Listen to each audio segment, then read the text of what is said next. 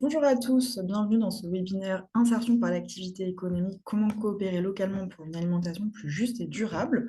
Nous allons démarrer, je me présente, je suis Diane van der Stegen, chargée de mission à l'AVIS, et nous sommes ensemble aujourd'hui de 9h30 à 11h. Avant de commencer de vous présenter le déroulé de ce webinaire, quelques informations techniques. Nous sommes sur l'outil Zoom Webinaire, ce qui signifie que les participants ne peuvent pas ouvrir leur micro ni leur caméra. Vous avez cependant à votre disposition deux outils pour communiquer avec nous. Un chat pour discuter, partager des commentaires, retrouver des informations et des ressources que nous publierons tout au long de ce webinaire. Et un module de questions-réponses si vous souhaitez adresser des questions aux intervenants. Pour information, nous aurons un temps de questions-réponses à la fin des interventions. Donc, il est possible aussi qu'au fil des présentations, nous répondions directement aux questions que vous serez amenés à poser dans le module de questions-réponses. Donc, on vous invite à être aussi bien attentif aux réponses qui seront apportées dans ce module.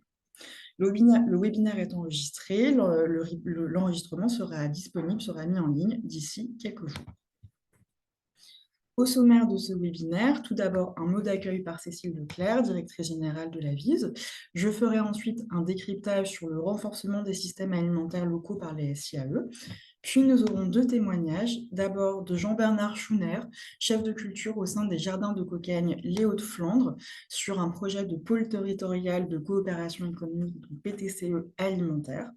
Puis de Max Schaffer, directeur de l'association Optimisme, sur le dispositif Fait pousser de nouveaux emplois. Et nous les remercions très chaleureusement tous deux pour leur présence aujourd'hui. Enfin, comme je le disais, un temps sera dédié aux questions des participants et aux réponses que nous pourrons y apporter. Cécile, c'est à toi. Bonjour à tous, bienvenue dans ce webinaire. Mot d'accueil. Alors l'idée c'est surtout pour ceux qui connaissent pas bien l'AVIS de vous dire au-delà du webinaire qu'on organise aujourd'hui ce que vous pouvez trouver à l'AVIS. Alors concrètement, si vous êtes on est une agence d'ingénierie pour développer l'économie sociale et solidaire. Donc, si vous êtes porteur d'un projet, que vous avez envie d'entreprendre en matière d'économie sociale et solidaire, si vous êtes déjà dirigeant d'une structure, de l'ESS, si vous êtes accompagnateur, d'acteurs de l'ESS, et beaucoup plus largement, et c'est sans doute le cas aujourd'hui aussi des participants, si vous êtes un acteur public ou privé, par exemple des collectivités territoriales, du développement local, qui vous posez des questions sur la réponse à des besoins sociaux, sociétaux, écologiques, vous pouvez du coup trouver auprès de l'AVIS un certain nombre d'informations et d'outils. Alors c'est notamment le cas sur notre site internet, le portail avis.org, qui est vraiment destiné à toutes les catégories de publics dont je vous ai parlé. Et donc, vous allez pouvoir trouver des dossiers thématiques et sectoriels, notamment sur le sujet qui nous occupe aujourd'hui. Vous allez pouvoir trouver des guides méthodologiques pour choisir la forme juridique de votre structure, entreprendre, changer d'échelle, vous poser des questions sur vos stratégies d'innovation, etc. Vous allez pouvoir trouver des cartographies d'acteurs qui accompagnent et qui financent, avec un annuaire qui vous permet de bien vous orienter vers l'acteur le plus pertinent pour répondre à votre besoin, etc., etc. Je vous encourage fortement à vous inscrire à la newsletter avis.org pour bénéficier des dernières informations, des derniers outils. Toutes les ressources qu'on peut produire, les outils qu'on produit, ils sont bien sûr en accès libre, entièrement gratuit sur ce site. Et du coup, vous avez l'information à travers la newsletter. Ensuite, si vous êtes accompagnateur ou, je le disais, en recherche d'accompagnement, vous pouvez avoir en tête que l'AVIS, c'est aussi un animateur d'accompagnateur. Alors, on est par exemple l'animateur de la communauté Émergence et Accélération qui réunit tous les incubateurs dédiés à l'innovation sociale, à l'économie sociale et solidaire. Il y en a plus de 200 dispositifs aujourd'hui en France. Et puis, on est historiquement l'opérateur au niveau national du dispositif local d'accompagnement des entreprises de l'ESS, le DLA. Et donc, le DLA, c'est un dispositif d'accompagnement qui est présent dans chaque département, dans chaque région, qui accueille un dirigeant de l'ESS, notamment associatif, et qui peut, à la suite d'un diagnostic sur ses enjeux stratégiques, soit de difficulté, soit de développement, mobiliser un parcours d'accompagnement et notamment mobiliser gratuitement pour l'organisation qui le demande du conseil, de l'expertise pour essayer de répondre aux besoins diagnostiqués. Donc ça, c'est toute notre partie animée des communautés d'acteurs de l'accompagnement. Et puis, je ne vais pas faire une présentation exhaustive de tout ce que fait la VIS, mais ce que vous pouvez avoir en tête et qui peut vous intéresser, c'est qu'on est également financeur grâce au Fonds social européen Plus. Donc, on lance régulièrement des appels à projets. Alors, uniquement sur des projets de dimension nationale. Donc, ça va être des projets d'outillage sur des sujets de SS qui peuvent servir à tous. Ça va être des projets d'ingénierie de programmes d'accompagnement, mais qui ont du sens au niveau national. Par exemple, des programmes de changement d'échelle. Et on va, dans ces cas-là, pouvoir les financer avec le Fonds social européen. Ou sinon, des programmes de changement d'échelle, notamment par SMH territorial de vos entreprises de l'ESS. Donc voilà pour la présentation très générale de la VIS. Aujourd'hui, on va parler d'insertion par l'activité économique.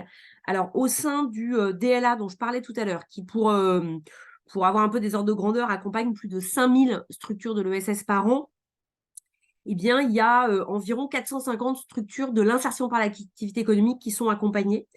Et dans ce cadre-là, les chargés de mission, les chargés d'accompagnement DLA qui sont présents partout sur le territoire, ils sont eux-mêmes accompagnés, outillés, professionnalisés par un centre de ressources dédié à l'insertion par l'activité économique qui est porté aussi par la VIS. Donc, c'est aujourd'hui dans le cadre des activités de professionnalisation, d'outillage du centre de ressources DLA de l'insertion par l'activité économique qu'on vous présente les travaux qu'on a pu mener et leur aboutissement sous forme de webinaire.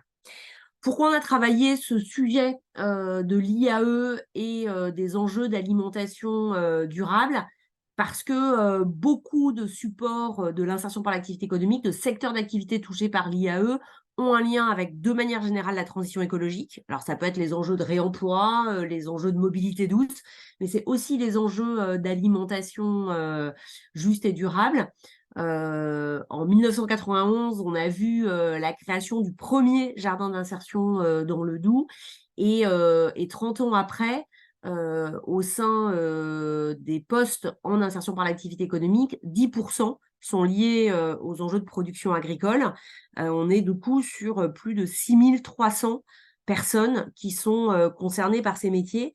Et aujourd'hui, ce qu'on sait, c'est qu'il y a encore un potentiel de développement des emplois en insertion sur toute la filière agricole et alimentaire, que ce soit en production ou en transformation, du coup, notamment des fruits et des légumes biologiques. C'est ce qu'a prouvé et ce que dit un rapport qui est paru en 2023 du Conseil général de l'alimentation, de l'agriculture et des espaces ruraux qui avait été commandité par le ministère de l'Agriculture. Et donc, on voit bien, et c'est tout l'objet du webinaire aujourd'hui, qu'il y a un très fort enjeu à pouvoir développer sur un territoire des coopérations entre tous les acteurs qui sont concernés par ces besoins, ces enjeux et les solutions pour pouvoir développer globalement l'insertion par l'activité économique dans ce secteur-là. C'est ce que Diane van der Stegen va nous dire dans le décryptage qui suit, et je lui passe la parole. Merci beaucoup, Cécile. Je vais commencer par un court rappel sur l'IAE avant de concentrer mon intervention sur le renforcement des systèmes alimentaires locaux par les SIAE. Donc, quelques repères très rapidement sur l'IAE. Donc, que désigne ce terme de SIAE? Les structures de l'insertion par l'activité économique s'adressent à des personnes sans emploi qui sont confrontées à des difficultés et socio-professionnelles particulières. Il peut s'agir par exemple de demandeurs d'emploi de très longue durée ou de bénéficiaires du RSA. Et donc, ces SIAE visent à favoriser l'insertion professionnelle de ces personnes par un accompagnement socio-professionnel et des mises en situation de travail dans le cadre d'un parcours d'insertion. Ce parcours dure au maximum 2 ans, sauf dérogation, et son objectif est de permettre aux bénéficiaires d'accéder idéalement à un emploi durable, sinon à un emploi de transition, ou alors à une étape qui devrait favoriser ensuite l'accès à un emploi durable, par exemple une formation. Les SIAE sont donc des tremplins vers, idéalement, l'accès à l'emploi durable. Fin 2021, on dénombrait plus de 4200 SIAE qui employaient près de 143 000 salariés en insertion. Et il existe aujourd'hui 5 types de SIAE. Pour le dire très rapidement, on distingue des structures qui embauchent des salariés en insertion pour leur propre activité. Il s'agit des ateliers chantiers insertion, aussi dit ACI, qui vont nous intéresser particulièrement lors de ce webinaire, et des entreprises d'insertion. Par ailleurs, il existe également des SIAE qui pratiquent la mise à disposition de salariés en insertion. Il s'agit des associations intermédiaires et des entreprises de travail temporaire d'insertion. Par ailleurs, en complément, donc voilà, là il s'agit des 4 types majoritaires de SIAE. Par ailleurs, en complément, en 2018 ont été créées les entreprises d'insertion par le travail indépendant, qui sont donc un nouveau type de SIAE. Les SIAE, donc comme je l'ai dit, sont actrices de l'accès à l'emploi dans les territoires. Elles sont également actrices du développement des territoires. En effet, elles portent toute une activité économique qui occupe une place plus ou moins prépondérante dans leur modèle économique global. Elles sont présentes dans une grande diversité de secteurs et comme l'a dit Cécile, elles sont nombreuses à mener des activités qui contribuent à la transition écologique et donc notamment des activités d'alimentation durable. Elles développent enfin de nombreux liens partenariaux sur les territoires, ce qui fait que dans ce cadre, elles peuvent nourrir ou initier des projets de filières à impact positif, par exemple dans l'alimentation durable, mais aussi dans d'autres secteurs, comme l'avait dit Cécile, donc, par exemple l'économie circulaire ou la mobilité douce. Sur l'IAE en tant que tel, je n'en dis pas davantage. Si vous souhaitez davantage d'éléments généraux sur l'IAE, je vous invite à vous rendre sur avis.org et à consulter la section Insertion par l'activité économique dans la section Comprendre l'ESS. Comme je l'ai dit, les SIAE sont nombreuses à mener des activités qui contribuent à la transition écologique, notamment l'alimentation durable. Donc après ces quelques éléments rapides de repère sur l'IAE, j'en viens au cœur du sujet d'aujourd'hui, donc le renforcement des systèmes alimentaires locaux par les SIAE. Aujourd'hui, on peut faire un premier constat qui est que notre modèle alimentaire est majoritairement porté par un système agro-industriel de production et de consommation de masse, spécialisé, globalisé et financiarisé, structuré par de très grandes fermes industrielles et commerciales. C'est une citation de Jean-Louis Rassoin, professeur émérite à Montpellier Supagro. Parmi les acteurs qui apportent des solutions face à cette situation qui pose un certain nombre d'enjeux et de défis, on trouve donc les SIAE qui ont des activités liées à l'alimentation durable. Parmi les plus de 4200 SIAE, tous secteurs d'activité confondus, dont on parlait tout à l'heure, on dénombre environ 150 SIAE dans le maraîchage biologique. Il existe également des SIAE qui mènent des activités de transformation ou de distribution alimentaire, sans nécessairement mener une activité de production alimentaire. En 2021, comme l'avait dit Cécile, 10% des salariés nouvellement embauchés dans un atelier chantier d'insertion, donc ACI, soit 6330 personnes, travaillaient dans le domaine de la production agricole. En plus d'avoir donc pour objectif l'accès de tous à l'emploi durable, comme l'ensemble des SIAE, ces SIAE qui travaillent dans ce secteur concilient également les objectifs d'accès à une alimentation saine dans le respect des écosystèmes et la sensibilisation à d'autres rapports à l'alimentation et à la nature, voilà, d'autres modes de production et de consommation. Ces SIAE sont également nombreuses à partager une vision commune des systèmes alimentaires locaux, marquée par leur engagement et à agir pour concrétiser cette vision au quotidien. Donc pour appuyer ces actions, une démarche collective a été menée au niveau national dans le cadre du DLA, donc le dispositif local d'accompagnement de l'ESS. Cette démarche était portée par l'AVIS via le centre de ressources du DLA sur l'IAE, en partenariat avec les réseaux COCAN, Emmaüs France, Chantier École, Croix-Rouge Insertion et le centre de ressources du DLA sur le financement porté par France Active. Cette démarche visait à permettre aux SIAE de maraîchage biologique de contribuer encore davantage au renforcement des systèmes alimentaires locaux. Comment s'est-elle concrétisée? Par un accompagnement collectif sur les enjeux de filières et de systèmes alimentaires, de partenariats et de modèles économiques, donc, qui a été réalisé via 3 cycles d'ateliers collectifs qui ont eu lieu entre mars et avril 2021 et qui ont concerné une vingtaine de SIAE ayant des activités de maraîchage biologique. Cette démarche s'est également concrétisée par la publication d'un guide méthodologique, Insertion par l'activité économique, comment développer des coopérations territoriales pour une alimentation plus juste et durable, qui a été publié en septembre, qui apporte un certain nombre d'outils, de méthodes et d'exemples, donc en effet pour favoriser le développement de projets territoriaux amenant le renforcement des systèmes alimentaires locaux. À noter également que ce guide et les outils, les méthodes qu'il présente peut également être mobilisé dans le cadre de projets dans d'autres secteurs d'activité que celui de l'alimentation. Par exemple, les secteurs dont on parlait un peu tout à l'heure, comme l'économie circulaire ou la mobilité douce. Je vais maintenant approfondir le contexte actuel des systèmes, des modèles alimentaires, la notion de système alimentaire et la vision que portent les SIAE de ces systèmes alimentaires. Comme on l'a dit, donc aujourd'hui, nous sommes dans un contexte de questionnement des modèles alimentaires qui s'inscrit dans le cadre de multiples crises. Ceci est lié à une prise de conscience accrue d'enjeux de plusieurs types, environnementaux, puisque l'alimentation représente environ 30% des émissions de gaz à effet de serre au niveau mondial et que le dérèglement climatique pourrait avoir des conséquences importantes sur les terres agricoles. Des enjeux sociaux et économiques, puisque en France, en 2020, entre 5 et 7 millions de personnes auraient eu recours à l'aide alimentaire. Des enjeux sanitaires, avec 15% de la mortalité en France pouvant être attribuée à l'alimentation. Des enjeux également agricoles et territoriaux, avec une situation de détresse en milieu agricole qui pourrait conduire à un risque de tarissement de cette profession. Des enjeux politiques et géopolitiques, avec une attention croissante portée à la notion de souveraineté alimentaire, particulièrement à la lumière de diverses crises au niveau mondial ayant eu des conséquences sur les échanges commerciaux internationaux.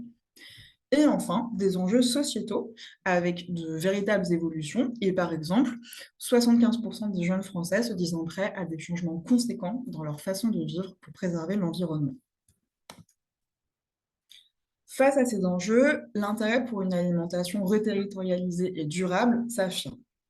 Au niveau des politiques publiques, une des premières actions de façon récente a été, en février 2018, la publication de la feuille de route gouvernementale de la politique de l'alimentation pour 2018 à 2022.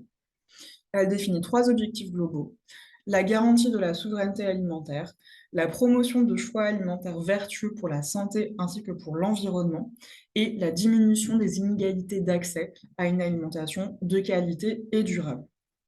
Cette feuille de route pose notamment les piliers de la loi pour l'équilibre des relations commerciales dans le secteur agricole et alimentaire et une alimentation saine, durable et accessible à toutes, dite loi Egalim 1, qui a été promulguée en novembre 2018.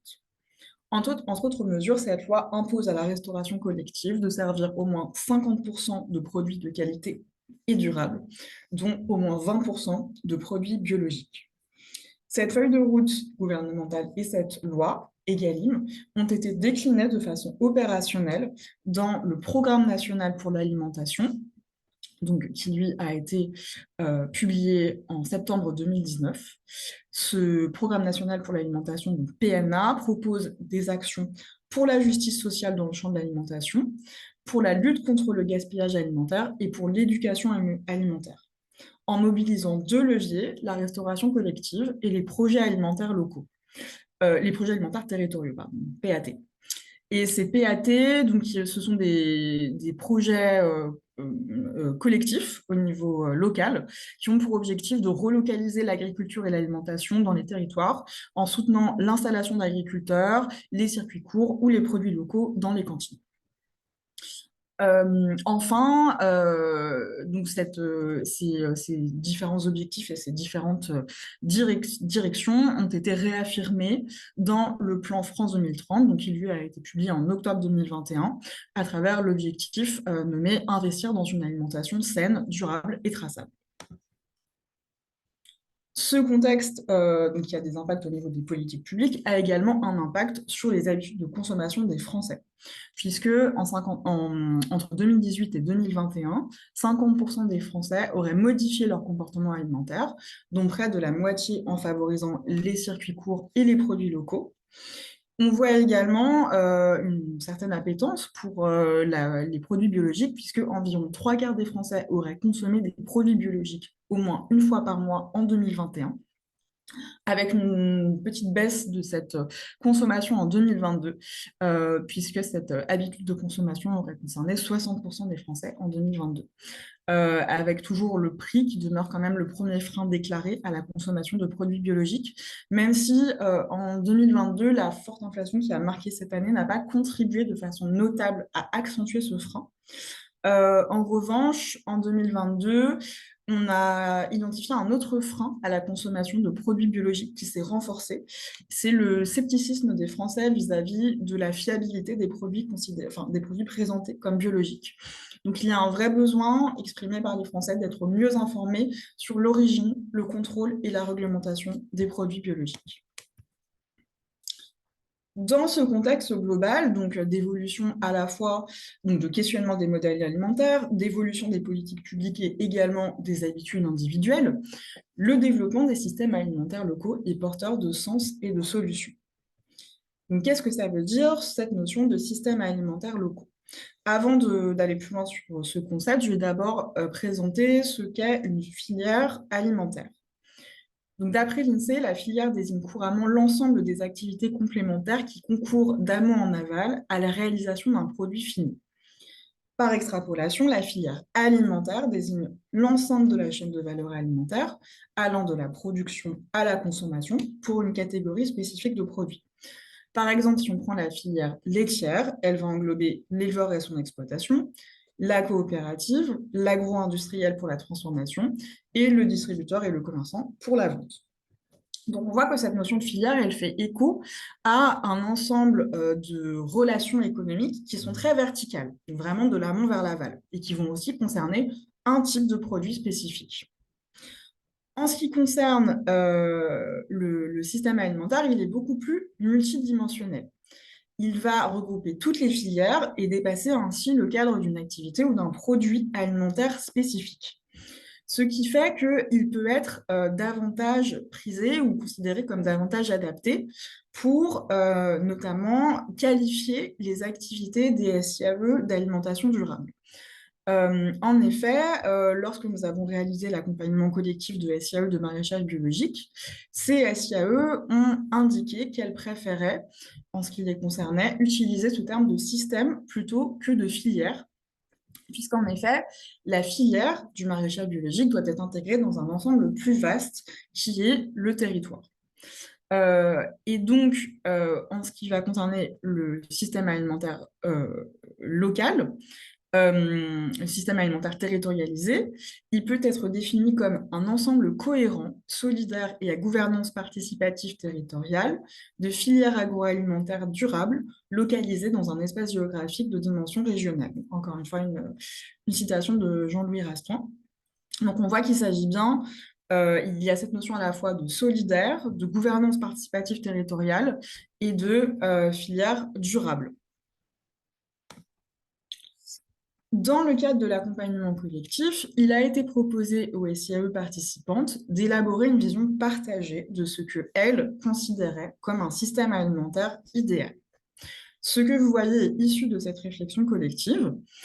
Alors, comment se caractérise ce système alimentaire idéal tel que vu par les SIAE qui ont participé à cet accompagnement? Il est transversal et transparent, donc il a une organisation qui est compréhensible par tous. Il prend en compte tous les acteurs et il est au plus près des besoins et des envies des mangeurs. Il est porteur de valeurs et de principes comme l'emploi durable, l'équité, la justice et le lien social. Et il est le cadre de relations équilibrées entre les acteurs, notamment parce qu'il rémunère le travail à sa juste valeur. Et c'est une représentation qui permet vraiment d'être une boussole à la fois pour la décision et pour l'évaluation des actions.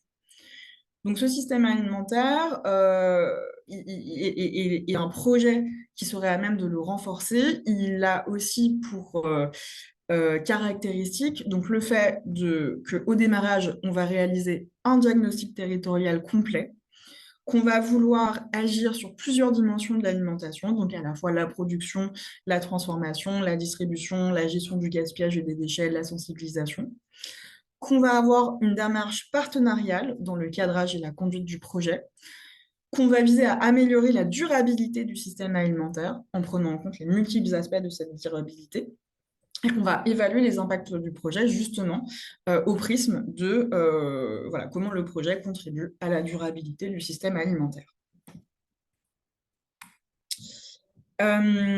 Aujourd'hui, au niveau structurel, quelles sont les contraintes auxquelles sont confrontés les SIAE dans l'alimentation durable et dans quelle mesure pourraient être et quelles mesures pourraient être prises au niveau des politiques publiques et des institutions pour que les SIAE puissent contribuer encore davantage au renforcement des systèmes alimentaires locaux.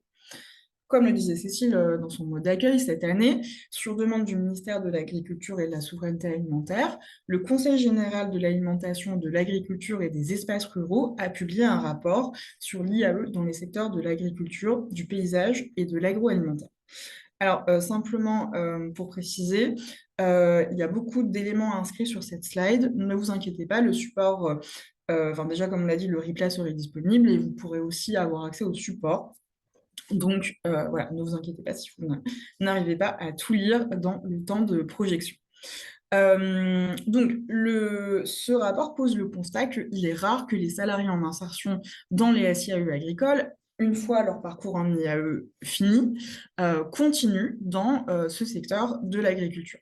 Donc, le vivier d'emploi que représente l'IAE pour l'agriculture pourrait être davantage mobilisé.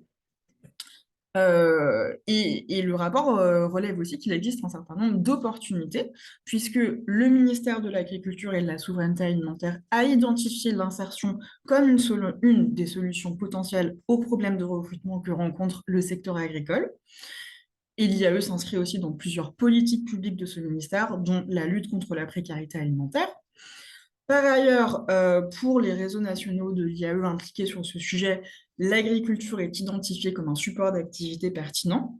Et également, au niveau des territoires, il y a déjà des leviers mis en place, que ce soit des correspondants emploi au sein des directions régionales de l'alimentation, de l'agriculture et de la forêt, ou encore des établissements d'enseignement et de formation agricole qui ont déjà commencé à mettre en place des actions par rapport à l'IAE.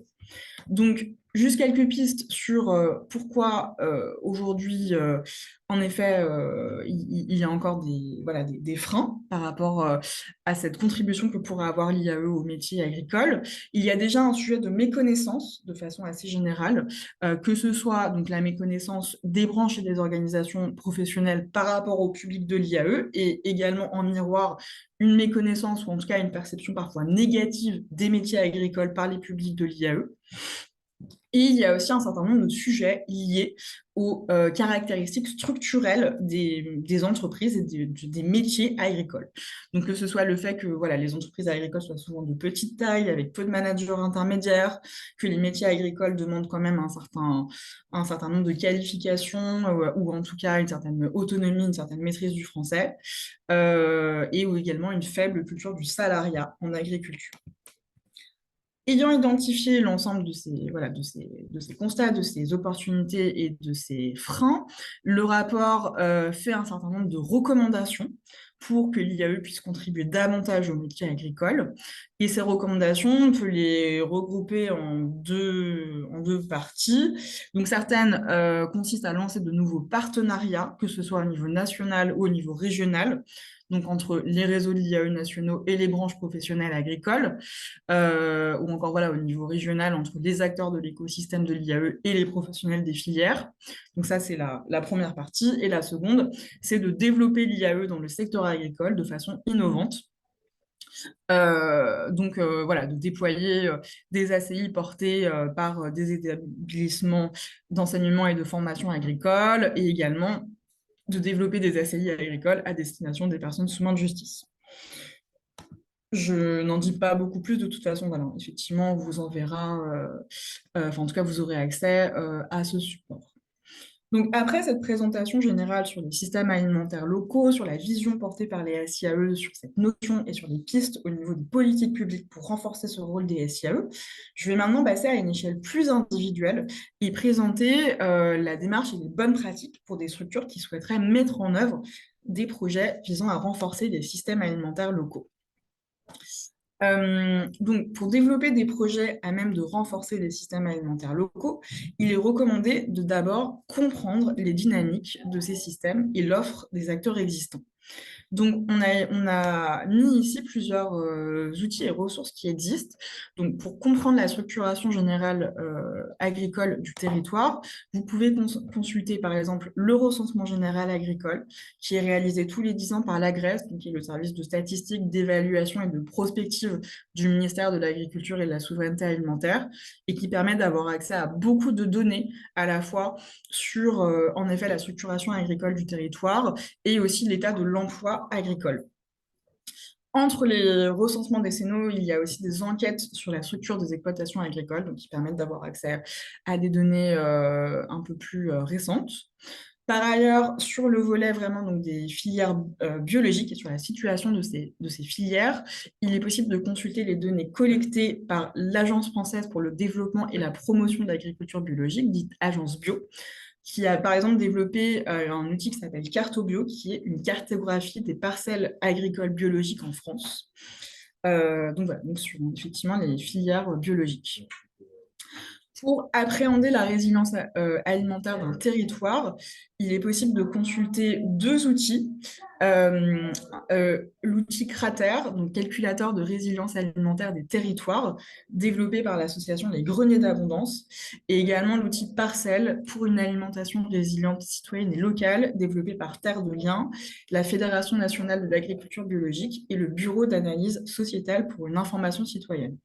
Donc, ce sont des outils qui permettent de sensibiliser des partenaires locaux, éventuellement des collectivités, à des pistes d'amélioration en matière de résilience alimentaire territoriale. Enfin, pour identifier les acteurs du système alimentaire local et leurs offres, il est possible à la fois de mobiliser des acteurs ressources locaux, donc ils sont très nombreux, que ce soit les collectivités, les fédérations d'agriculture biologique, les centres d'initiative pour valoriser l'agriculture et le milieu rural, donc les CIVAM, les chambres régionales de l'ESS, les réseaux de l'IAE, les fabriques à initiative, le DLA. Et il existe également des outils comme par exemple la cartographie Carteco, qui a été développée par ESS France et les CRES, et qui est une cartographie collaborative des initiatives de l'ESS en faveur de la transition écologique, dont les projets liés à l'agriculture et à l'alimentation durable. Donc maintenant qu'on a identifié ces acteurs et les enjeux de ces systèmes alimentaires, et qu'on a donc une idée plus précise de réponses pertinentes à apporter à ces enjeux, donc, si on a un projet, un projet territorial visant à renforcer le système alimentaire local qu'on souhaite mettre en œuvre, il est important d'avoir connaissance de bonnes pratiques, d'outils et d'acteurs à mobiliser. Donc, on a listé quelques points de vigilance des bonnes pratiques ici. Donc, sur deux aspects, la démarche de diversification en tant que telle, puisque ces projets, ce sont souvent des projets de diversification pour une structure déjà existante.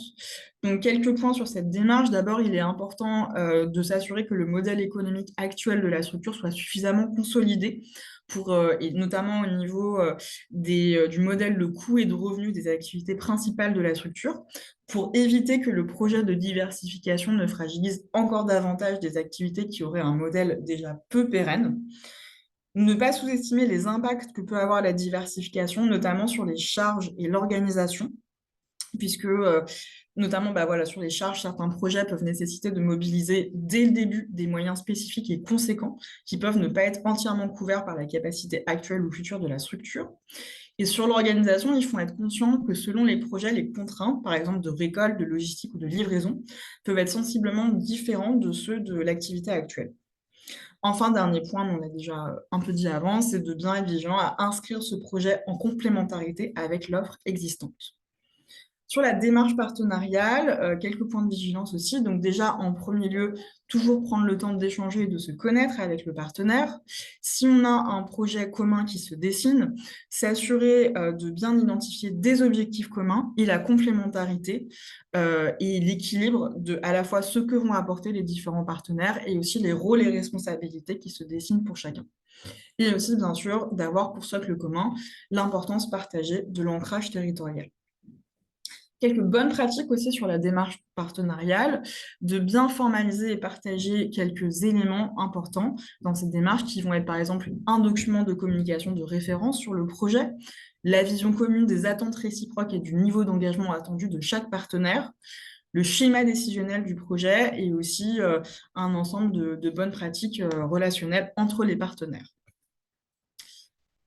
Pour mettre en œuvre ce projet, on a besoin de ressources. On a besoin de ressources financières et d'autres types de ressources. Alors, je vais passer assez rapidement sur les ressources financières. On a mis un panorama des financeurs. Qui, voilà, pour certains qui sont peut-être déjà connus. Donc, on a l'Union européenne, l'État, la Banque des territoires, les collectivités, France Active, l'ADEME, des agences de l'eau sur certains territoires et des fondations. Et on a simplement mis en gras des appels à projets qui sont en cours et qui vont se clôturer en janvier. Donc, on a notamment l'appel à projet du Programme national alimentaire 2023-24 et les appels à projets Nourrir l'avenir de la Fondation Carasso et Acteurs de transition 2 de la Fondation Caritas. Pour information aussi, parmi ces financeurs potentiels, il y a également une plateforme de financement participatif dédiée aux projets agricoles et alimentaires qui s'appelle Mimosa. Ne pas hésiter à aller voir aussi. Quelques bonnes pratiques sur le financement qui sont très importantes, de chiffrer précisément ses besoins en financement, à la fois sur les charges, les investissements ou les besoins en trésorerie, de s'assurer d'avoir bien compris les types de financement et les engagements liés, particulièrement en matière de reporting, d'évaluer le temps nécessaire pour faire la demande puis le reporting par rapport au financement espéré, et bien sûr d'être transparent sur ses forces, faiblesses et les avancées du projet. Quelques autres types de ressources que je cite très rapidement. Le matériel, pour cet aspect, il est possible par exemple de faire appel aux coopératives de matériel agricole, donc les CUMA, le foncier, donc pour lesquels il est possible de mobiliser par exemple l'association Terre de Liens, les ressources humaines pour lesquelles il est possible d'envisager de mutualiser par exemple des postes, et les formations pour lesquelles on peut se tourner vers par exemple les réseaux de l'IAE ou encore les réseaux agricoles sur les territoires. Enfin, dernier point, il est essentiel d'évaluer et de valoriser l'impact de ces projets territoriaux sur le système alimentaire local. Et pour ça, on sait que les SIAE ont un certain nombre de contraintes, c'est-à-dire que ces outils d'évaluation doivent être appropriables et utilisables avec des ressources limitées. Donc, par rapport à ça, quelle méthode utiliser? Parmi les méthodes existantes, on a mis en avant la démarche Cialinov, qui est une méthode qui a été impulsée par la Fondation Carasso dans le cadre de l'appel à projet Système alimentaire innovant et conçue opérationnellement par voilà, Adèle Ouraba et Pierre Leray, et qui est assez centrée autour de la notion de proximité dans le système alimentaire. Euh, voilà, cette notion de proximité est déclinée en plusieurs dimensions pour ne pas réduire cette notion au localisme. Il y a aussi des indicateurs qui sont un peu moins centrés sur cette notion de proximité. C'est une démarche qui est intéressante parce qu'elle est vraiment pas à pas et elle permet d'évaluer son impact autour de 14 indicateurs, ce qui est un nombre relativement limité par rapport à d'autres méthodes. Voilà pour cette présentation générale. On va passer au témoignage. Et du coup, Jean-Bernard, je vais te passer la parole. Bonjour à toutes et à tous. Excusez ma voix. Merci pour l'invitation, Diane. Merci aussi pour cette présentation très détaillée et très documentée. Alors, donc, moi, je suis Jean-Bernard Schouner, donc je suis chef de culture au Jardin de Cocagne des Hauts-de-Flandre, qui se dénomme à présent À portée de main et donc j'y suis depuis 2015 et qui est porté par un ensemblier, une asso qui s'appelle donc AFJ Hauts-de-France et qui œuvre plutôt dans le médico-social et majoritairement avec des établissements dans le département 59, dans le département du Nord. Alors, donc aujourd'hui, on va faire plutôt un focus sur la création d'un écopôle alimentaire et donc, pour arriver sur cette notion de pôle territorial de coopération économique. Alors, la genèse du projet, elle est plutôt en 2018 pour nous, sur une création d'un écopôle alimentaire avec un objectif d'organiser la société sur des enjeux, les questions d'enjeux d'alimentation et notamment de l'alimentation durable et sur un territoire sur un territoire donné et pour avoir des perspectives sur notre alimentation du futur et de demain. Et donc, notre terrain de jeu, juste pour rappel, c'est bien la communauté urbaine de Dunkerque, donc la CUD. À noter que donc on n'est pas les seuls dans le réseau Cocagne à participer à cette création d'écopoles alimentaires. On a nos voisins, les Anges Gardins, qui avaient initié la chose à l'écopolo alimentaire de la région d'Audouic.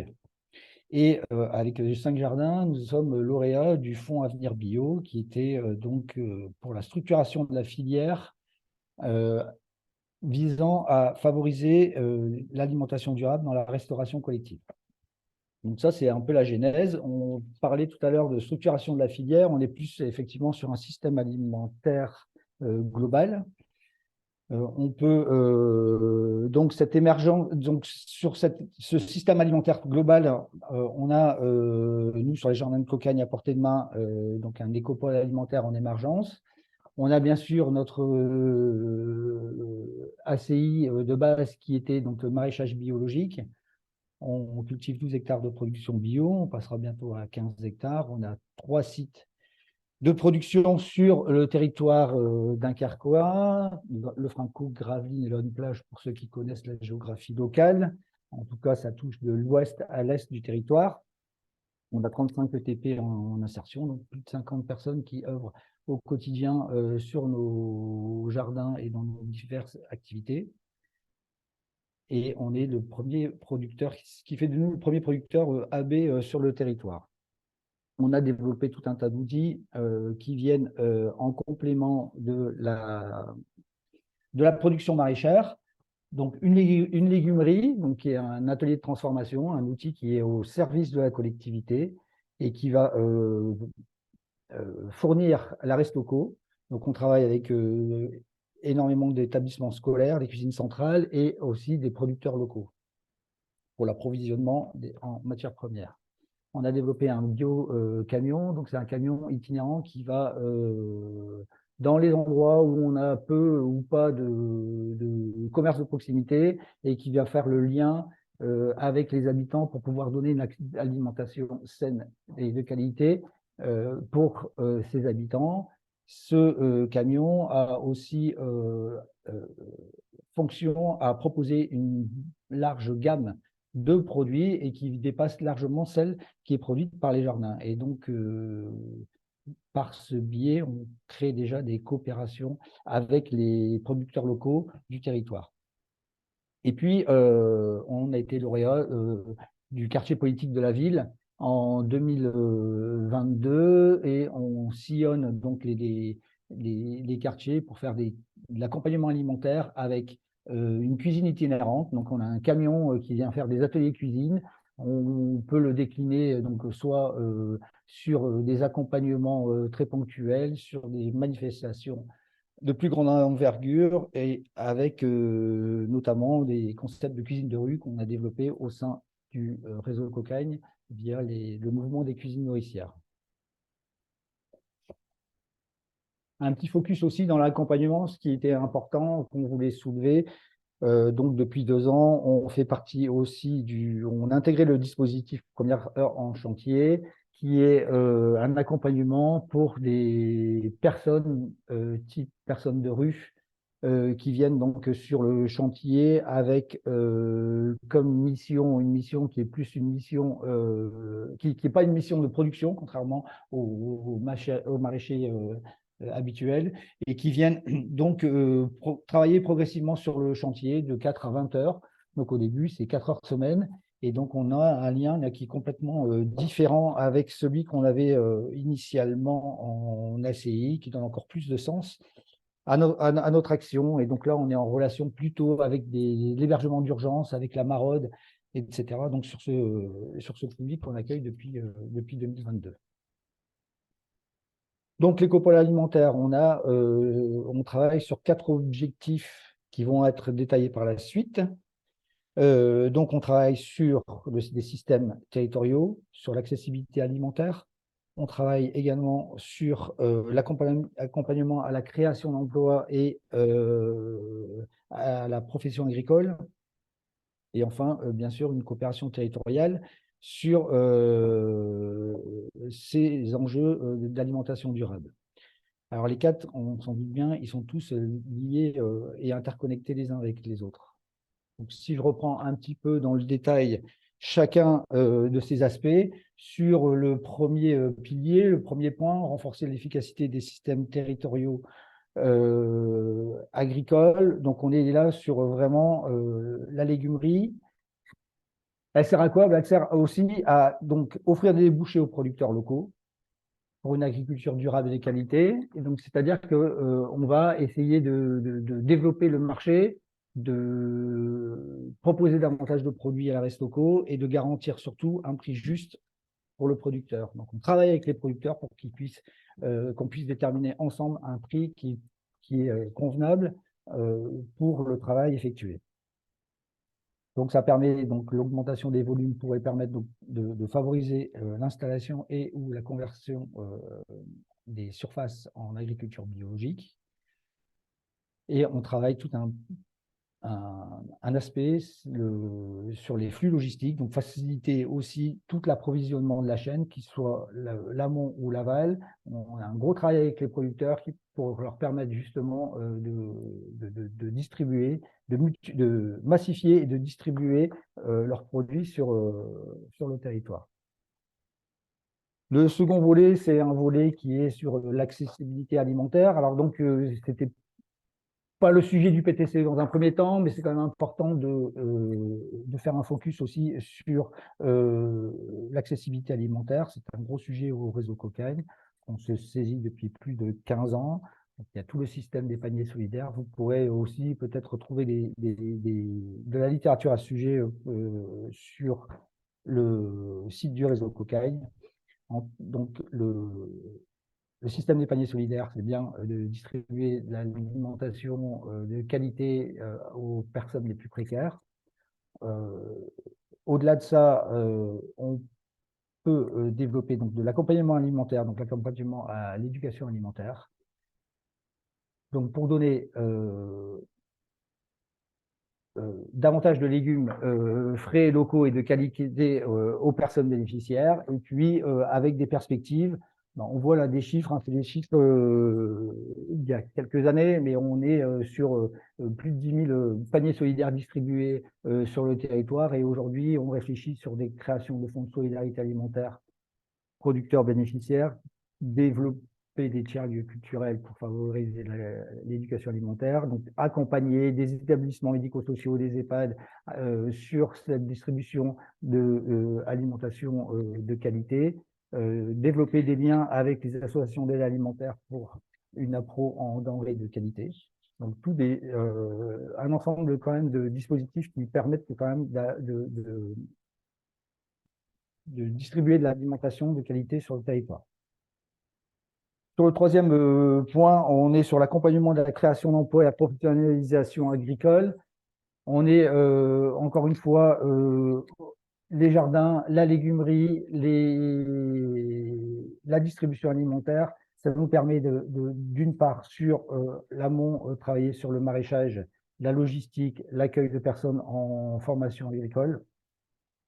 Sur l'aspect transformation, on est sur des métiers et sur des accompagnements, sur des évolutions de techniques et un rapprochement avec la restauration et l'animation. Et enfin, donc, je pense que Max en parlera tout à l'heure, sur la création d'espaces tests de production agricole, on a aussi des développements dans ce sens-là. Et enfin, donc défendre une économie de coopération territoriale. Donc là, on rentre un peu plus dans le vif du sujet par rapport au PTCE. La création d'une plateforme en lien avec les producteurs locaux, la participation à la structuration d'un pôle légumier pour l'approvisionnement de la restauration collective, mais pas uniquement, puisqu'aujourd'hui, on a aussi tout un enjeu sur l'approvisionnement de l'aide alimentaire sur le territoire. La réflexion sur le fonds de solidarité alimentaire porté par les acteurs de l'aide alimentaire va dans ce sens. Sur donc le focus PTCE, aujourd'hui, on avait la CUD qui avait une délibération cadre pour travailler sur 4 axes: l'accompagnement au développement des pratiques agricoles durables, le développement des circuits courts de proximité, biologiques, et la création d'emplois locaux, remettre ce que l'on vit, ce que l'on mange, pardon, là où on vit, et encourager les pratiques alimentaires favorables à la santé. Ces 4 axes d'une délibération cadre de la CUD en 2018 ont amené à déposer un dossier PAT sur le territoire qui est en phase d'émergence. Et donc, nous, dans ce schéma, on a donc en 2021 et 2022 donc poursuivi un DLA. Un DLA avec Extra-Cité, qui s'appelait Coopérer pour nourrir la ville, qui avait donc comme objectif d'identifier des complémentarités entre les structures, donc avoir une interconnaissance sur le territoire, avoir un langage commun, travailler avec donc toute la filière, de la production jusqu'à la distribution. Et ensuite, identifier bien sûr des pistes de coopération et proposer un plan d'action. Donc aujourd'hui, c'est là où on en est, nous, sur le territoire. Donc on essaye de monter un pôle territorial de coopération économique. Je pense que peut-être, Diane, tu mettras des infos un peu plus factuelles sur ce qu'est un PTCE. Mais donc une vision commune pour un développement économique, un développement social, un développement environnemental du territoire. Et chez nous, ce qui caractérise donc par une collaboration entre différents types d'acteurs. Donc aujourd'hui, on a 5 producteurs maraîchers qui travaillent avec nous, 2 assos de maraîchage, donc qui sont tous 2 en ACI, dont à portée de main. La légumerie dont j'ai parlé tout à l'heure, qui est donc un peu le point central de cette histoire de PTCE. On travaille avec une cuisine centrale qui elle-même est en ESS, la cuisine centrale de Dunkerque. Donc ça fait deux cuisines centrales. Et ensuite, on a un établissement médico-social qui travaille avec nous sur ces enjeux-là, et la collectivité, donc la CUD, qui est partie prenante. Voilà un petit peu rapidement l'état d'avancée dans lequel on essaye de défendre toujours une économie de coopération sur le territoire dunkerquois. Merci pour votre écoute. Merci beaucoup, Jean-Bernard. On va passer du coup à la présentation de Max. Donc, sur Fais pousser ton emploi. Bonjour.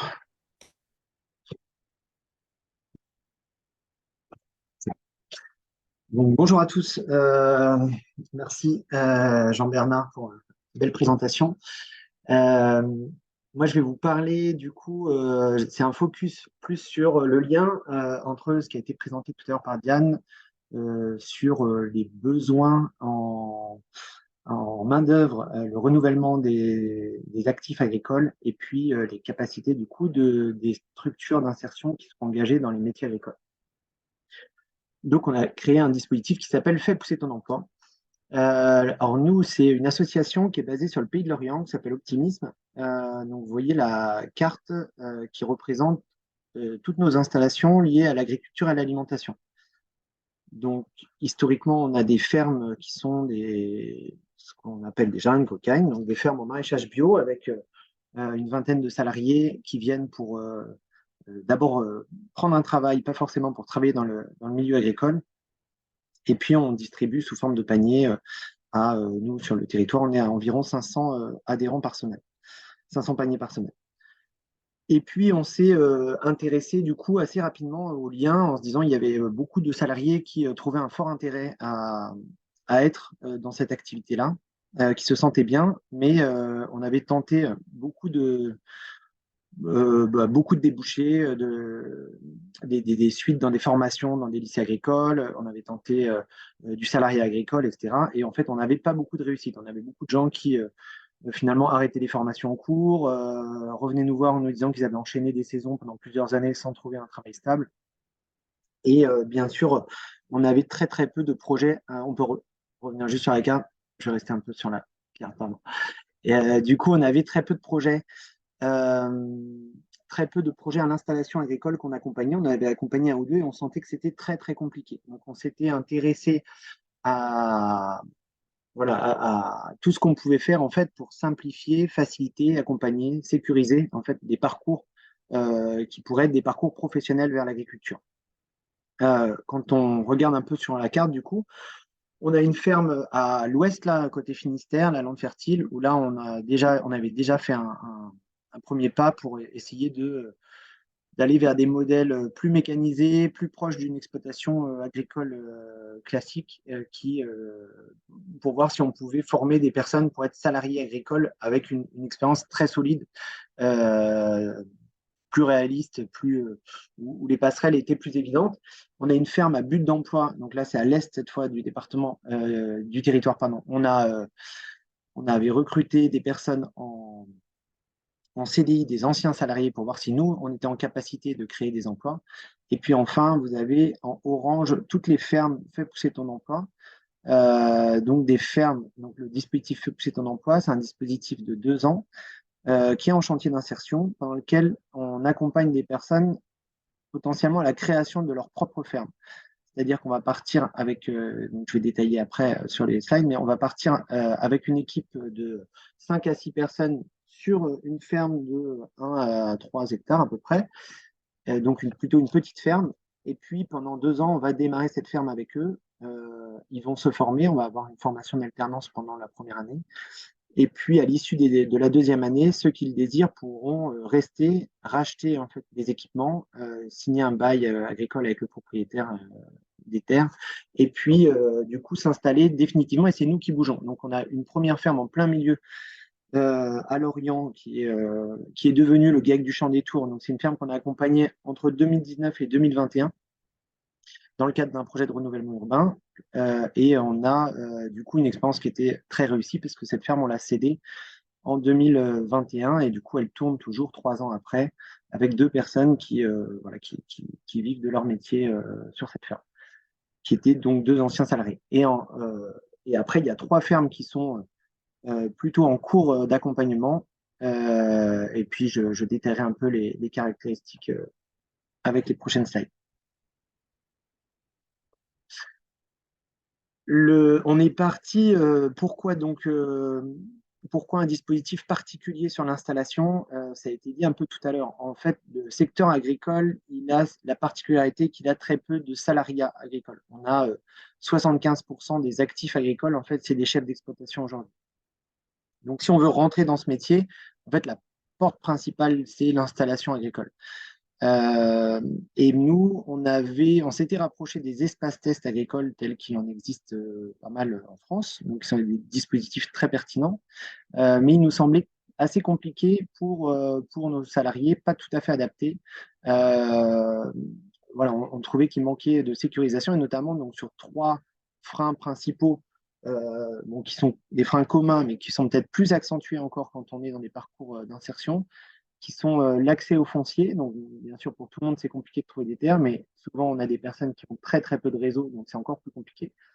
Donc, nous, on joue ce rôle en fait de médiateur. On va trouver, nous, des terres, on lance des AMI, on cherche, on a du réseau, on peut trouver des terres. L'aspect financier, on a des personnes qui ont peu de ressources, donc porter un projet de création d'activité d'une manière générale, c'est compliqué. Et du coup, en agriculture, c'est pareil. Donc, il faut présenter un plan, un projet, un business plan, etc. Et donc là, nous, on va simplifier complètement cette étape parce que les personnes, elles vont être dans un projet finalement de reprise d'activité, non pas de création d'activité. Et enfin, on a la question de la légitimité, en fait, de la confiance en soi, qui est vraiment quelque chose qui est assez symptomatique souvent dans l'IAE. C'est vraiment un gros travail qu'on fait avec les salariés de rendre légitimes ces personnes et encore plus sur le champ de l'installation, donc de la création d'entreprise. En fait, disons qu'on ne mise pas forcément sur les salariés qui arrivent dans nos structures sur cette vocation-là. C'est d'ailleurs très, très peu mis en avant dans les sorties positives, dans les dispositifs des politiques publiques. Et donc, nous, on va faire en sorte que les personnes se sentent légitimes et se sentent en capacité, du coup, d'être entrepreneurs. Donc, il y a une montée en charge de cette compétence-là. Du côté de la profession agricole, ben, on l'a dit, voilà, il y a une forte demande et on a tous intérêt à s'attaquer à ce problème-là de manière très rapide parce qu'il y a un effondrement de la profession agricole. Donc, il est temps de redonner envie à des personnes et redonner des capacités à, euh, à devenir agriculteur, sachant qu'il y a des évolutions de profil, notamment il y a de moins en moins de personnes issues du milieu agricole. Donc, de toute façon, ça nécessite de redéfinir, de rebalayer les formations agricoles. Donc, l'IAE, c'est aussi un prétexte pour ça. En tout cas, nous, on utilise l'IAE pour accompagner des personnes, des profils différents des agriculteurs d'autrefois. Et bien sûr, tout ça, et ça a été bien, bien précis, je ne vais pas m'attarder sur le contexte alimentaire national, qui est favorable à la création de ces fermes. Donc voilà, la particularité, c'est un chantier d'insertion un petit peu différent. On part d'emblée sur un parcours de 24 mois, ce qui n'est pas. Voilà, enfin, potentiellement sur un parcours de 24 mois. Les personnes peuvent bien sûr arrêter avant. C'est tout l'intérêt du dispositif. On ne met pas une pression énorme aux personnes. Elles ont une pression de demain, elles peuvent devenir exploitantes agricoles. Et donc, ces personnes-là, on leur dit dès le début, on les positionne comme exploitants agricoles. Mais elles auront des étapes tout au long du parcours pour pouvoir sortir si jamais ce n'est plus leur projet, quoi. On a démarré à 28 heures et on s'est donné la possibilité de passer à 35 heures. Bon, ça dépend clairement des territoires. Il y a des territoires, ça pose aucun problème, et il y a des territoires, c'est impossible. Mais en tout cas, il y a un intérêt à être sur un volume progressif pour aller vers un entrepreneuriat où les personnes seront au moins à 35 heures lors de la reprise de la ferme. Et puis, voilà, dans les jardins de cocagne, on va être sur un recrutement, un accueil inconditionnel, on va dire. On accueille tout le monde sur les jardins de cocagne. Là, c'est un recrutement spécifique. Ça veut dire on demande qu'il y ait une compréhension et une envie de s'installer, donc une compréhension du projet, une envie de s'installer. Et par contre, on demande très peu d'expérience, sachant que du coup, on va miser sur ces 2 ans de formation-action pour former les personnes. Donc, on demande à ce que les personnes elles aient une appréhension, donc elles aient au moins un jardin à elles ou au moins fait du jardinage ou une petite expérience agricole. Mais ça va surtout être la question de se projeter dans un parcours professionnel dans l'agriculture. Donc, ce que vous voyez à l'écran, c'est la première ferme. Donc, on voit une tour à gauche. On est vraiment au pied dans un quartier prioritaire. Et on a pu bénéficier, du coup, dans ce cadre-là, d'un accompagnement et d'un financement de l'ANRU pour le montage du projet. Donc, ça a été intéressant. Ça nous a un peu retardé le démarrage, mais en même temps, ça nous a permis de bien creuser le dispositif. On a, du coup, un terrain qui est dans un parc urbain. Et on a du coup pris 1 hectare sur ce parc. C'est un parc qui faisait 7 hectares. C'était une aubaine. C'était pas évident parce que c'est un parc classé d'intérêt paysager. Donc, il fallait travailler avec un architecte paysagiste pour pouvoir intégrer du coup la ferme dans son environnement. Mais aujourd'hui, c'est magnifique. Ce qu'on ne voit pas là à l'écran, c'est qu'on a aussi le SCORF qui est collé juste au nord derrière les arbres. Et on a le SCORF qui forme la rade, qui est un des 2 fleuves qui forment la rade de l'Orne. Notre caractéristique, donc là, c'est 1 hectare. C'est vraiment un peu le minimum pour nous pour garantir une reprise par 2 personnes. Pour nous, c'est une condition de réussite du projet, c'est que la personne, quand elle reprendra la ferme, elle ne sera pas seule. Par contre, c'est un gros défi. Ça veut dire que on va mettre des personnes ensemble qui ne se connaissent pas au départ et à l'issue, dans l'idéal, elles forment un binôme pour reprendre la ferme. Donc, il y a un travail d'équipe à faire pendant 2 ans, qui est déjà un premier défi humain. Et puis, il y a la constitution du coup d'un binôme au moins pour la reprise. Et un binôme qui entreprend, c'est encore un engagement différent, quoi. C'est pas juste qu'on travaille ensemble, c'est que on va s'engager déjà dans le temps et avec des moyens financiers qu'on met en commun. Donc tout ça, ça s'apprend, ça se travaille et voilà, c'est des expériences humaines très très riches et ça bouscule nous notre manière de voir l'insertion par l'activité économique. Sur la mode de commercialisation sur cette ferme-là, c'était des paniers et de la vente directe, donc la vente à la ferme. On a aussi, comme le présentait du coup Jean-Bernard, un dispositif d'accessibilité alimentaire qui était assez évident. C'est le quartier le plus pauvre de Bretagne, le quartier là où la ferme est installée, le quartier de Bois du Château à Lorient. Et donc, bien sûr, c'était très important que les habitants du quartier puissent avoir accès à ces légumes. Ça aurait été ouais, dommage pour tout le monde sinon. Donc aujourd'hui, il y a cette possibilité-là et la ferme est plutôt très bien intégrée dans son environnement. Et pardon, sur les caractéristiques, on a un encadrement technique. Hein, donc sur les chantiers d'insertion, il y a toujours un encadrant, donc quelqu'un qui va organiser, distribuer le travail. Là, on a laissé ce terme encadrant technique, mais quelque part, c'est un métier un peu différent. Je disais que ça nous avait un peu interrogé dans notre manière de voir l'insertion par l'activité économique. On est vraiment sur un accompagnateur technique plutôt, donc quelqu'un qui va être là, mais qui va laisser les personnes au maximum prendre des décisions. Donc ça se fait de manière très progressive sur 2 ans. Et cette personne, elle est à mi-temps pour avoir des temps où les personnes se retrouvent seules face aux difficultés, donc seules face aux problèmes et seules à prendre des décisions. Sinon, le dispositif ne leur permettrait pas de monter en capacité d'entrepreneuriat. Et une personne qui fait aussi l'accompagnement professionnel, qui est plutôt un soutien psychologique, on va dire, où les personnes vont quand même beaucoup douter pendant ces 2 ans. Et donc, il y a beaucoup d'échanges sur soit le collectif, soit la capacité des personnes à se lancer dans cette aventure. Donc le dispositif, il dure 2 ans. Il y a bien sûr un travail en amont. Donc du côté, c'est porté par une association qui porte des structures d'insertion. Donc quand ça s'appuie sur un jardin de cocaïne, c'est facilitant parce qu'on connaît bien ce métier-là. On a la recherche de terrain, tout ce qui va être les démarches administratives de passage en bio, s'occuper du forage, etc., pour qu'il y ait de l'eau, voilà. Et puis préparer les conventionnements auprès de la direction du travail et du département.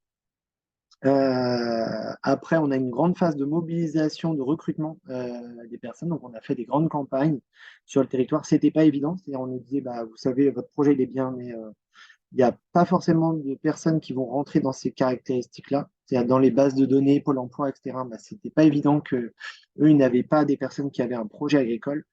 Et on a fait 2 grandes campagnes de recrutement. À chaque fois, on a eu plus de 25 personnes qui correspondaient aux critères. Donc, c'était plutôt encourageant. Après, donc pendant 2 ans, bon, j'en ai rapidement parlé. Nous, on est en partenariat avec un lycée agricole qui permet de faire une formation à des personnes qui souhaitent aller vers, par exemple, un BPREA, un brevet professionnel de responsable d'exploitation agricole. Ce BPREA, il donne une capacité agricole. Donc, si les personnes, après, ont moins de 40 ans au moment de l'installation, elles peuvent être éligibles aux aides à l'installation, donc aux dotations jeunes agriculteurs, et ça peut aller jusqu'à 24 000 euros par personne. Donc, c'est toujours dans cette capacité et par rapport à l'aspect financier, voilà, c'est des choses qui ne sont pas négligeables. Le modèle tient sans ces aides, mais bien sûr, c'est très facile.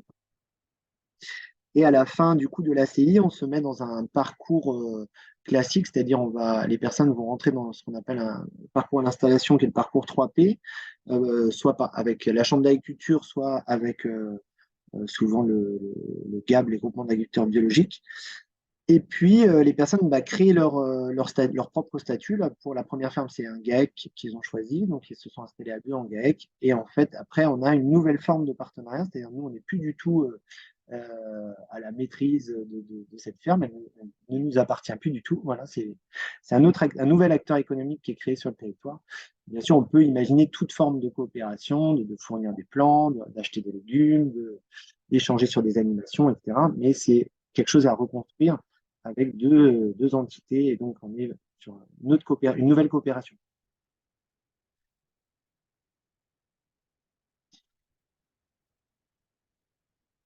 Et voilà, ça c'est le montage.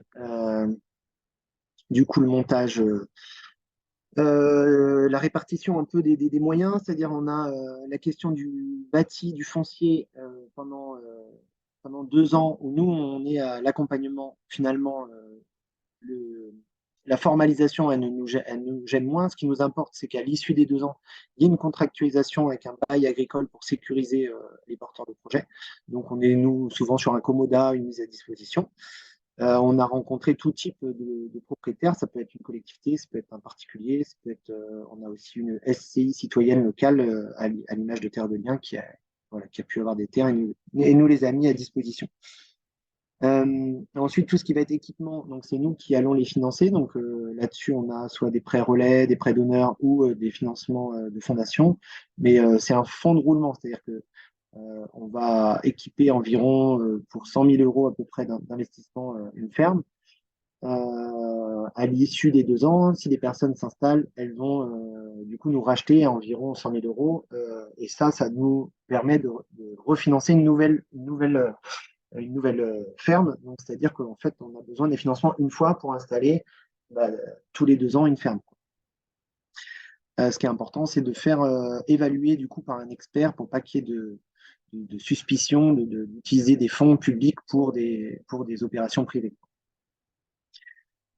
Et puis une avance de trésorerie à avoir parce que notamment on a démarré très souvent sur des fermes, des terrains nus, donc le temps de monter les tunnels, de démarrer la production, de démarrer la commercialisation. Les premières années, on est plutôt en déficit, donc on va pouvoir se récupérer si ça tourne bien sur la deuxième année et arriver à un équilibre à peu près. Et du coup, ça, il faut pouvoir le gérer. Je vais passer. Voilà ce qu'on retient dans les impacts sur le volet agricole, c'est que du coup, on a 2 personnes qui sont devenues chefs d'exploitation en 2 ans seulement, avec une ferme qui est déjà viable, qui est déjà viable et qui leur fait gagner énormément de temps, quoi. C'est-à-dire qu'elles arrivent à un stade au bout de 2 ans où elles n'auraient jamais été à ce stade-là si elles avaient démarré toutes seules cette ferme. On a du coup comment dire, plus d'une centaine de foyers qui peuvent s'alimenter des nouveaux, hein, parce que du coup, à chaque fois qu'on crée une ferme, bah, ça va être souvent une centaine de foyers touchés à chaque fois. On a bien sûr la commercialisation solidaire pardon, qui a été mise en place. Et puis, que les personnes s'installent ou ne s'installent pas, on a 5 personnes qui sont formées au maraîchage bio. Il y en a qui sont partis avec l'idée de s'installer ailleurs. Il y en a qui ne vont pas s'installer ou qui ne vont pas forcément faire d'agriculture ou pas tout de suite.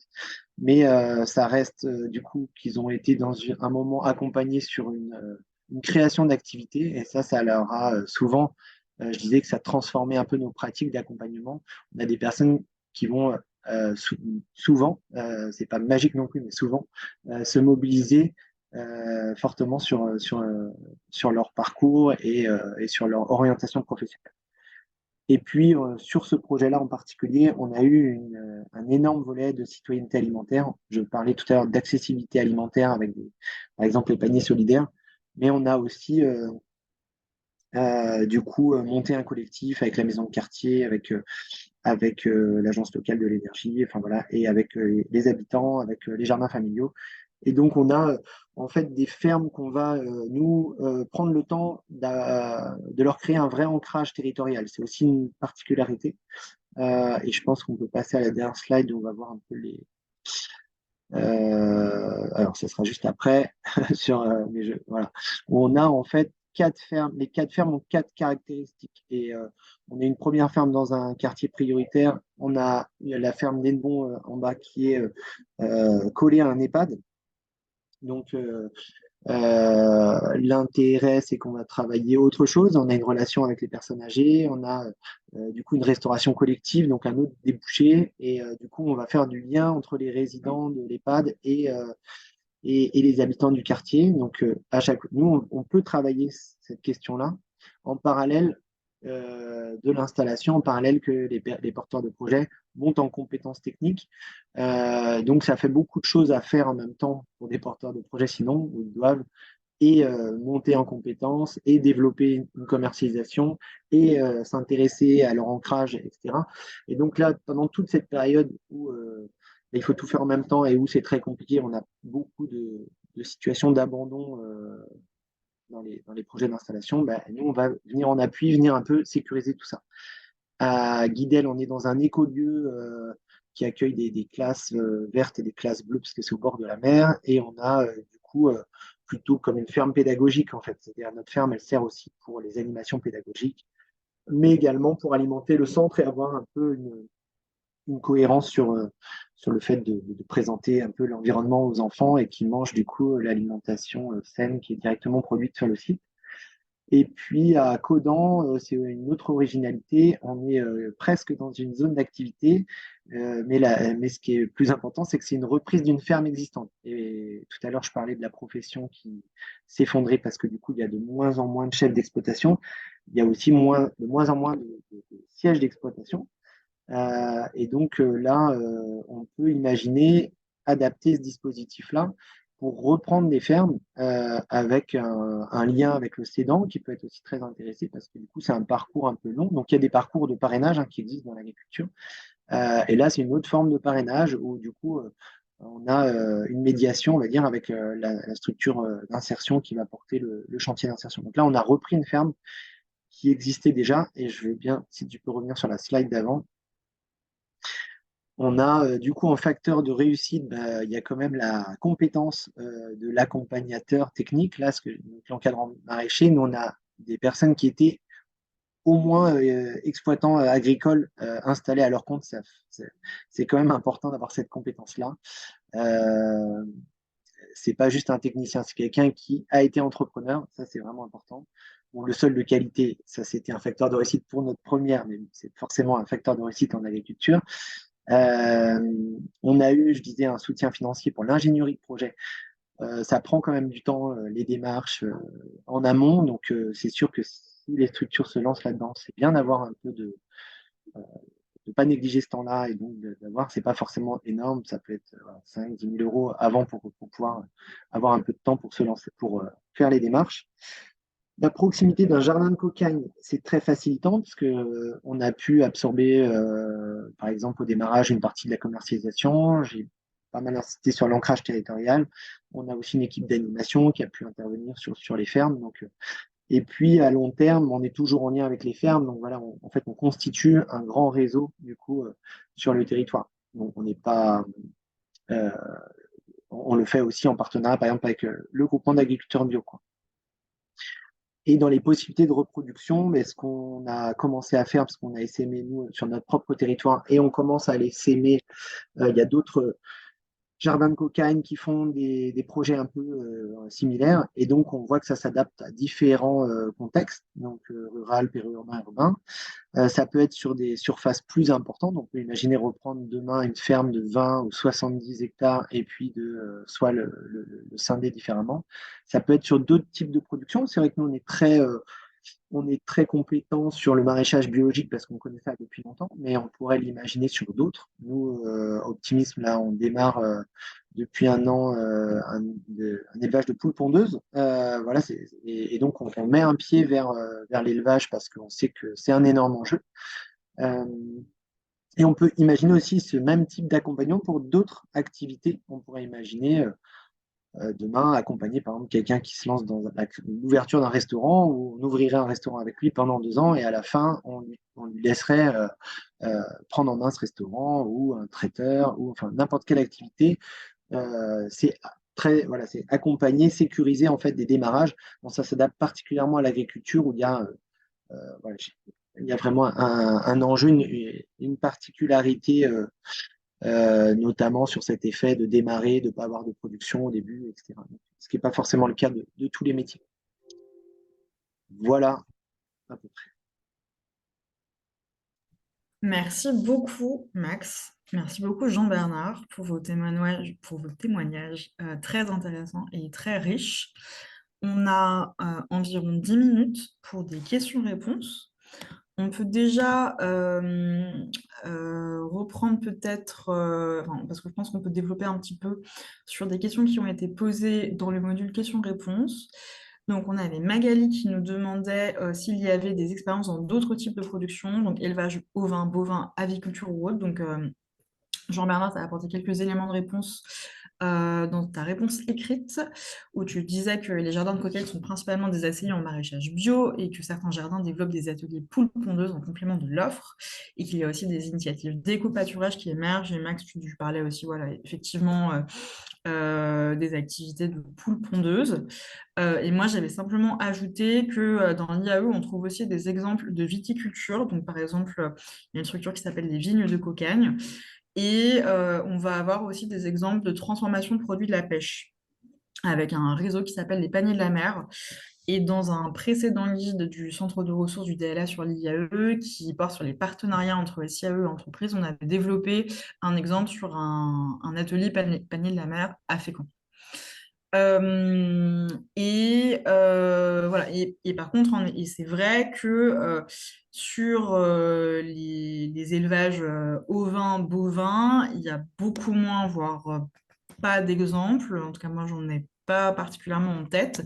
Et c'est un aspect sur lequel le rapport du Conseil général de l'agriculture, de l'alimentation et des espaces ruraux insiste, parce que justement, dans ses recommandations de développement de l'IAE dans l'agriculture, il souligne justement le fait qu'il y a des opportunités dans ces sous-secteurs qui sont aujourd'hui très peu investis par l'IAE et donc voilà, justement, élevage au vin, bovin, donc le rapport aux animaux.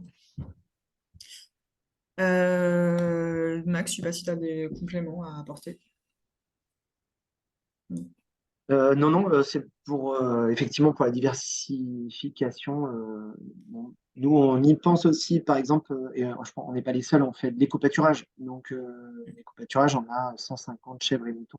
Aujourd'hui, c'est pas de l'élevage, donc c'est vraiment pas cette activité-là, mais c'est souvent quelque chose qui nous intéresse. Et c'est vrai qu'à partir du moment où on se met à rechercher des terres agricoles, au début, on nous propose des petites parcelles que personne ne veut, et après, de temps en temps, on peut tomber sur des opportunités avec aujourd'hui les fermes qui sont disponibles. La moyenne, c'est quand même des fermes de 70 hectares, donc ça, ça, ça s'impose. Et puis, on est aussi sur des fermes, on va dire, euh, plus durable si on est sur des systèmes de polyculture élevage. Donc voilà, ça va aussi se questionner. Là, il y a un fort intérêt de toute façon de lancer encore et encore du maraîchage biologique parce que on n'a pas du tout suffisamment de production bio pour satisfaire les besoins des territoires et on a encore beaucoup, beaucoup de marge dessus, donc il n'y a pas d'inquiétude par rapport à ça.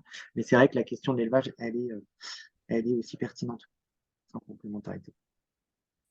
Merci beaucoup. Ensuite, on a Laurent qui nous disait aussi dans le module questions-réponses, sur notre territoire, il ne me paraît pas possible de débloquer de nouvelles places en SCI et qui demandait voilà, si ce problème était généralisé. Alors oui, ce problème est généralisé puisque de toute façon, la dernière circulaire Fonds d'inclusion dans l'emploi de 2023 a bien précisé qu'on entrait dans une période de consolidation pour l'IAE et que les créations de nouvelles structures devaient être l'exception.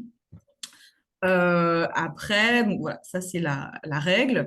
Après, comme je l'ai dit tout à l'heure, on a quand même par ailleurs, au niveau du ministère de l'Agriculture et de la Souveraineté alimentaire, ce rapport, par exemple, voilà, du Conseil général de l'alimentation, qui dit que, voilà, que l'IAE peut vraiment être un levier pour contribuer au système alimentaire, aux métiers agricoles, et qui incite à développer encore l'IAE dans ces secteurs-là. Donc voilà, à voir. L'année prochaine, une nouvelle feuille de route nationale pour l'IAE doit être constituée.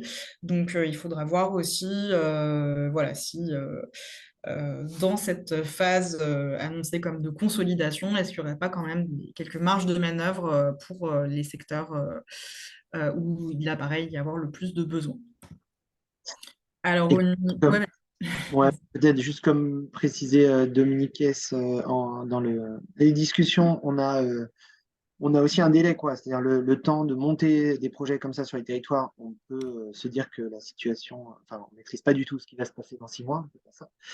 Et donc, c'est un sujet de toute façon qui est devant nous. Le renouvellement des générations, il n'y a aucun signe qui montre que ça va s'arrêter. Enfin, en tout cas, la diminution des actifs agricoles va s'arrêter. Et donc, on bénéficie là du haut patronage du ministre de l'Agriculture sur ce projet Fais pousser ton emploi.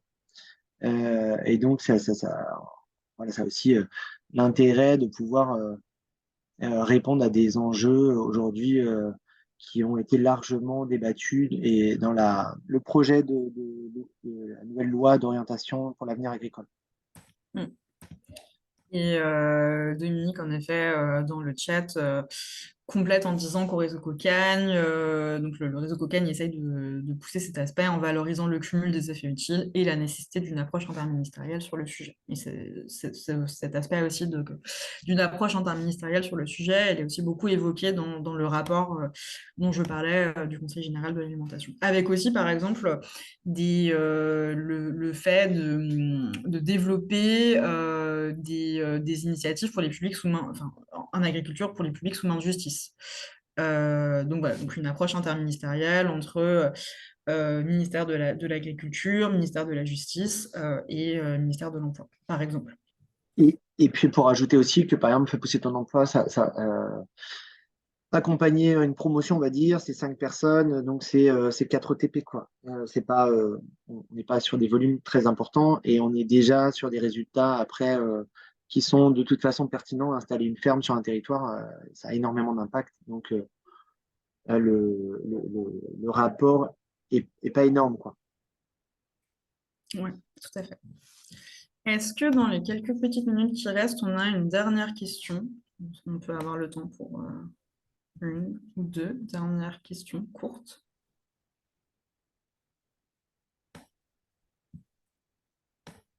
Non, pas particulièrement, j'ai l'impression. Est-ce que Max ou Jean-Bernard, vous avez un tout dernier point que vous voudriez ajouter? Mais pas forcément. Vous avez fait le tour de votre côté. Ça marche. Et ben, il ne me reste plus qu'à vous remercier encore une fois très chaleureusement de vos interventions. Voilà, comme on disait, donc, le webinaire a été enregistré, il sera mis en ligne prochainement avec également le support et puis il y a également de toute façon le guide méthodologique qui est bien sûr disponible sur le site de la VIS. Merci encore pour vos interventions et puis bonne journée à tous. Merci, bonne Merci à journée. tous, bonne journée.